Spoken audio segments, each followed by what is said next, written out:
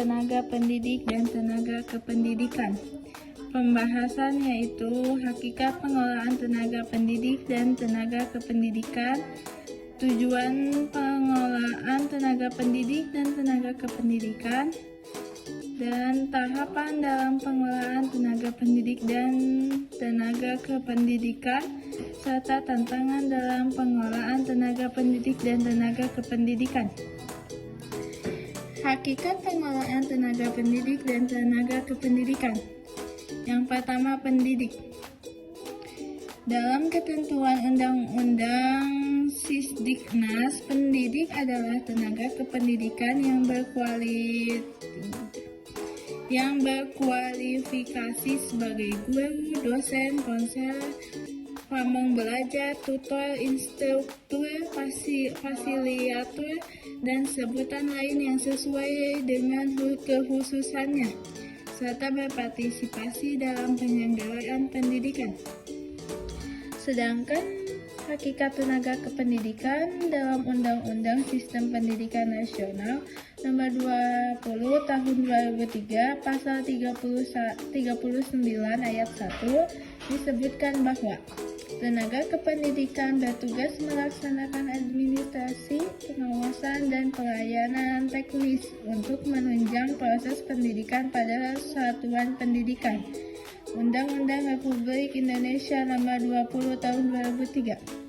Ini berarti bahwa tenaga kependidikan yang menunjang penyelenggaraan pendidikan di sekolah atau madrasah juga sebagai pelayan teknis yang bertujuan memberikan jenis pelayanan yang berkaitan dengan proses belajar mengajar di sekolah atau madrasah. Yang kedua ada tujuan pengelolaan tenaga pendidik dan tenaga kependidikan. Yang pertama ada memungkinkan organisasi mendapatkan dan mempertahankan tenaga kerja yang cakap, dapat dipercaya, dan memiliki motivasi tinggi. Yang kedua, meningkatkan dan memperbaiki kapasitas yang dimiliki oleh karyawan.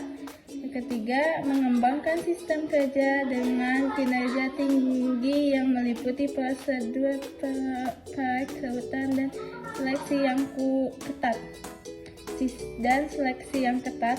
Sistem kompensasi dan insentif yang disesuaikan dengan kinerja, pengembangan manajemen, serta aktivitas latihan yang terkait dengan kebutuhan organisasi dan individu. Selanjutnya, mengembangkan praktek manajemen dengan komitmen yang tinggi yang menyadari bahwa tenaga pendidik dan tenaga kependidikan merupakan stakeholder internal yang berharga serta membantu mengembangkan iklim kerjasama dan kepercayaan bersama. Dan yang terakhir yaitu menciptakan iklim kerja yang harmonis. Selanjutnya, tahapan dalam pengelolaan tenaga pendidik dan tenaga kependidikan. Ada perencanaan, seleksi, pembinaan dan pengembangan, penilaian, kompensasi, dan pemberhentian. Selanjutnya ada tantangan dalam pengelolaan tenaga pendidik dan tenaga kependidikan. Yang pertama, rekrutmen yang berkualitas. Kedua, pelatihan dan pengembangan. Ketiga, retensi staf. Keempat, manajemen kerja. Kelima, keseimbangan beban kerja. Keenam, penggunaan teknologi. Ketujuh, penyesuaian dengan perubahan kebijakan. Kedelapan, kesejahteraan staf. Dan yang terakhir, keanekaragaman budaya. Nah, itulah yang dibahas dalam pengelolaan tenaga pendidik dan tenaga kependidikan. Dari mulai hakikat pengelolaan tenaga pendidik dan tenaga kependidikan, tujuan pengelolaan tenaga pendidik dan tenaga kependidikan, tahapan dalam pengelolaan tenaga pendidik dan tenaga kependidikan, serta tantangan dalam pengelolaan tenaga pendidik dan kependidikan. Baiklah, ditarik kesimpulan yaitu manajemen tenaga pendidik dan tenaga kependidikan adalah aktivitas yang harus dilakukan mulai dari tenaga pendidik dan kependidikan itu masuk ke dalamnya.